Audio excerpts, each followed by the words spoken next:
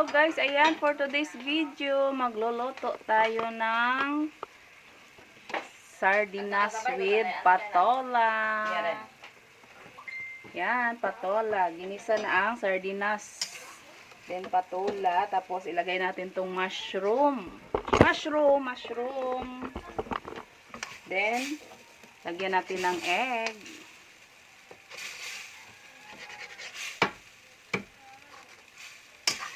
Ayan guys. Simpleng ulam lang. Ayan. Ayan. Sambal natin. Tip the egg. Oo, butang ang patola. Ilagay na ang patola. Madali malang ron dahil nag-produce man imaron it water. Takpan muna. Lagyan muna ng asin at saka bitchin. Okay, lagyan natin ng asin at bitchin. Tara ba? Ubusan. Bitchin at asin. Magikin natin, magikin. Magikin. Lagyan pa natin yan. Yan, magikin. Isang tiri pa iyan. So, pan ako kanugon.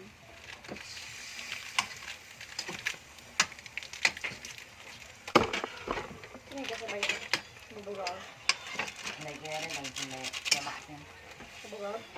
Ayan, lagyan natin ng konting water.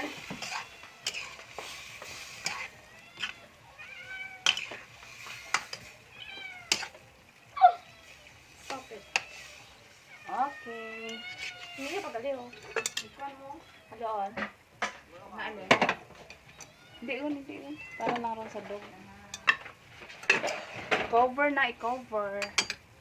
Cover. Ayan guys. Mukhang luto na siya guys. O ayan. Kumukulo-kulo na siya. Ilagay mo na ang mushroom. Dagdagan kaya natin ang sabaw yan.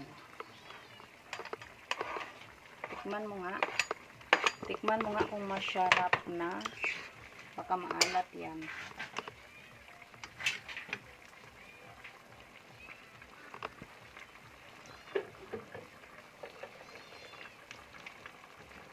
Okay na. Makuha yung lasa. Dagdagan natin ng water. Para medyo may sabaw-sabaw tayo. Ayan.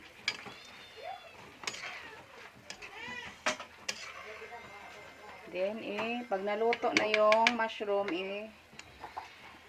ano na ito? Hulo. Lagyan din natin ng bana-bana. Guyabano. Yan na guys. Ang luto na. May ilagay na guyabano na slice. Dagdag gulay. Then, ilagay na natin ang egg. Hindi siya masarap. Kasi yung ginisa ni Junakis ko is margarine ang ginamit niya. Imbis na oil is margarine ang ginamit. Ayan. May ulam na.